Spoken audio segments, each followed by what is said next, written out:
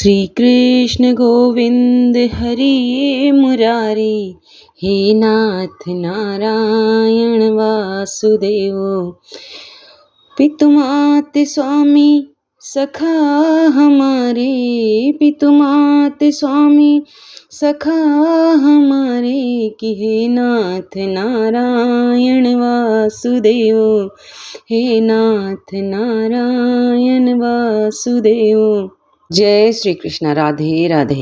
तो बैसाख मास की महात्म्य की कथा सुनने वाले सभी भक्तजनों पर भगवान विष्णु अपना आशीर्वाद सदा सर्वदा बनाए रखें। यह कथा भगवान और भक्त के अटूट प्रेम की कथा है। तो चलिए शुरू करें। ये कथा हमारे देश के साक्षी गोपाल नामक एक मंदिर से जुड़ी हुई है। कथा के अनुसार एक बार दो ब्राह्मण वृंदावन की यात्रा पर निकले। उनमें से एक वृद्ध था और दूसरा जवान था। मार्ग लंबा और कठिन था, जिस वजह से उन दोनों यात्रियों को यात्रा के दौरान कई कष्टों का सामना करना पड़ा। उस समय आज की तरह रेलगाड़ी और बसों की सुविधा उपलब्ध नहीं थी।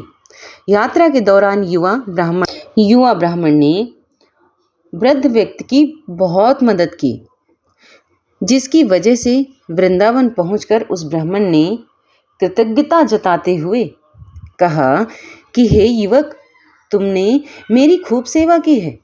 मैं तुम्हारा अत्यंत कृतज्ञ हूँ। इस सेवा के बदले में मैं तुम्हें पुरस्कार देना चाहता हूँ।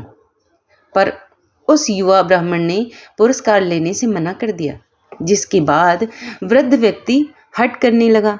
फिर उस वृद्ध व्यक्ति ने अपनी जवान पुत्री का विवाह उस ब्राह्मण युवक से करने का वचन दिया।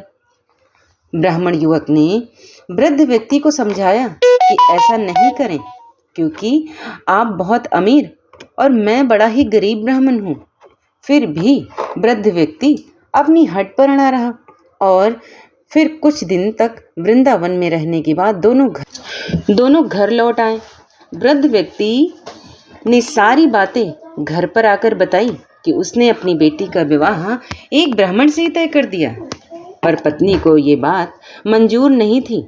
उस वृद्ध पुरुष की पत्नी ने कहा कि अगर आप मेरी पुत्री का विवाह उस युवक से करेंगे तो मैं आत्महत्या कर लूँगी। कुछ समय व्यतीत होने के बाद ब्राह्मण युवक को चिंता होने लगी कि वृद्ध अपने वचन को पूरा करेगा या नहीं। फिर ब्राह्मण युवक से रहा न गया।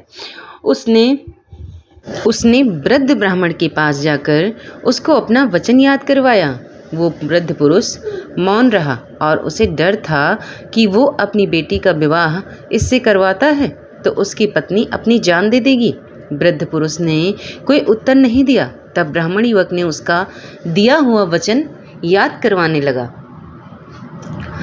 तभी वृद्ध ब्राह्मण के बेटे ने उस ब्राह्मण युवक को ये कहकर घर से निकाल दिया कि तुम झूठ बोल रहे हो, तुम मेरे पिता को लूटने के लिए आए हो। फिर ब्राह्मण युवक ने कहा कि ये सारे वचन तुम्हारे पिताजी ने शिवगृह के सामने दिए थे। तब वृद्ध व्यक्ति का ज्येष्ठ पुत्र, जो भगवान को नहीं मानता था, युवक को कहने लगा कि अगर तुम कहते हो कि भगवान इस बात के साक्षी हैं तो यही सही है। अगर भगवान प्रकट होकर ये साक्ष्य दें कि मेरे पिता ने ये वचन दिया है कि तुम मेरी बहन के साथ विवाह कर सकते हो। तब युवक ने कहा, हाँ, मैं भगवान श्री कृष्ण से कहूँगा कि वो साक्षी के रूप में आए।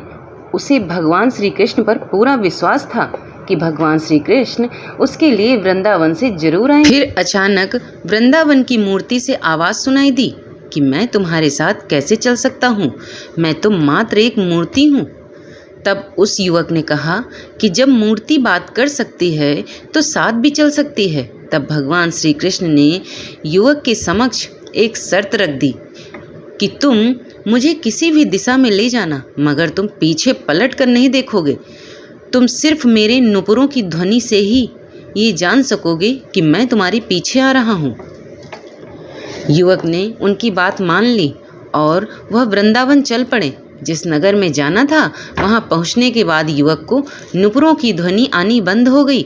युवक ने धैर्य कर पीछे मुड़कर देख लिया, मूर्ति वहीं पर स्थिर खड़ी हुई थी। अब मूर्ति आगे नहीं चल सकती थी क्योंकि युवक ने पीछे मुड़कर देख लिया था। वो युवक दौड़कर नगर पहुंचा, सब लोगों को इकट्ठा करके बोलने लगा कि देखो, भगवान श्री कृष्ण साक्षी रूप में आए हैं। लोग स्तब्ध थे कि इतनी बड़ी मूर्ति इतनी दूरी से चलकर कैसे आई। फिर भगवान श्री कृष्ण की मूर्ति ने सबके सामने ब्राह्मण युवक की गवाही दी। उसके बाद वृद्ध ब्राह्मण की पुत्री के साथ उसका विवाह संपन्न हुआ। विवाह के बाद उस युवक ब्राह्मण ने भी विग्रह के सम्मान में उस स्थल पर एक मंदिर बनवा दिया और आज भी लोग इस मंदिर में साक्षात श्री गोपाल जी की पूजा करते हैं। और आप सुनिए वैशाख मास महात्म्य का अध्याय 19।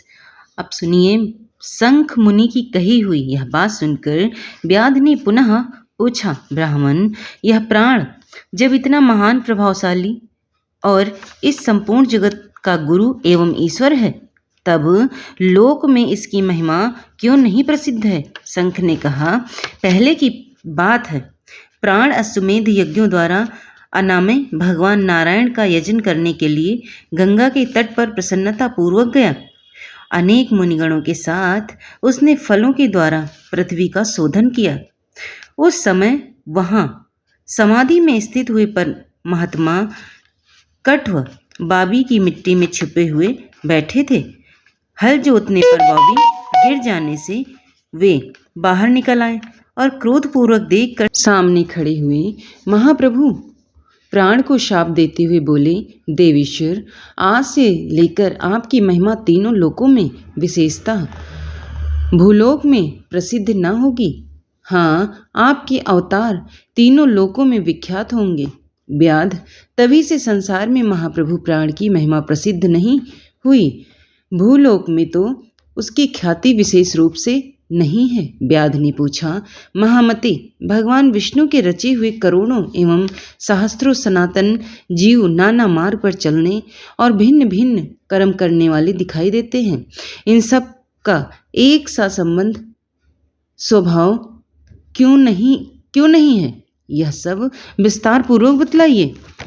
शंख ने कहा, रजोगुण, तमोगुण और सत्वगुण के भेद से 3 प्रकार के जीव समुदाय होते हैं। उनमें से राजस स्वभाव वाले जीव राजस कर्म, तमोगुणी जीव तामस कर्म तथा सात्विक स्वभाव वाले जीव सात्विक कर्म करते हैं।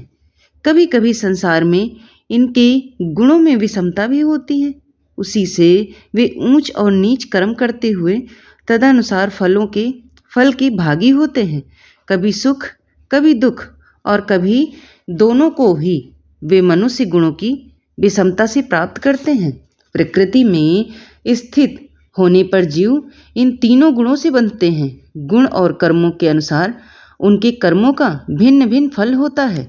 वे जीव फिर गुणों के अनुसार ही प्रकृति को प्राप्त होते हैं। प्रकृति में स्थित एवं प्राकृतिक प्राणी गुण और कर्म से व्याप्त होकर प्राकृतिक गति को प्राप्त होते हैं। तमोगुणी जीव तामसी वृत्ति से ही जीवन निर्वाह करते हैं और सदा महान दुख में डूबे रहते हैं। उनमें दया नहीं होती, वे बड़े क्रूर होते हैं और लोक में सदा द्वेष से ही उनका जीवन चलता है। राक्षस और पिशाच आदि तमोगुणी जीव हैं जो तामसी गति को प्राप्त होते हैं। राजसी लोकों की बुद्धि मिश्रित होती है, वे पुण्य तथा पाप दोनों करते हैं। पुण्य से स्वर्ग पाते हैं और पाप से इतना यातना भोगते हैं। इसी कारण से ये मंदभाग्य पुरुष बार बार इस संसार में आते जाते रहते हैं। जो सात्विक स्वभाव के मनुष्य हैं वे धर्मशील, दयालु, श्रद्धालु, दूसरों की दोष ना देखने वाले तथा सात्विक वृत्ति से जीवन निर्वाह करने वाले होते हैं। इसीलिए भिन्न भिन्न कर्म करने वाले जीवों के एक प्रकार से पृथक अनेक प्रकार के भाव हैं। उनके गुण और कर्म के अनुसार महाप्रभु विष्णु अपने स्वरूप की प्राप्ति कराने के लिए उनमें कर्मों का अनुष्ठान करवाते हैं। भगवान विष्णु पूर्व काम हैं, उनमें विषमता और निर्दयता आदि दोष नहीं है। वे समभाव से ही सृष्टि, पालन और संहार करते हैं। सब जीव अपने गुण से ही कर्म फल के भागी होते हैं। जैसे माली बगीचे में लगे हुए सब वृक्षों को समान रूप से सींचता है, एक ही कुआं के जल से सभी वृक्ष पलते हैं, तथापि वे पृथक पृथक स्वभाव को प्राप्त होते हैं। बागीचा लगाने वालों में किसी प्रकार की विषमता और निर्दयता का दोष नहीं होता है।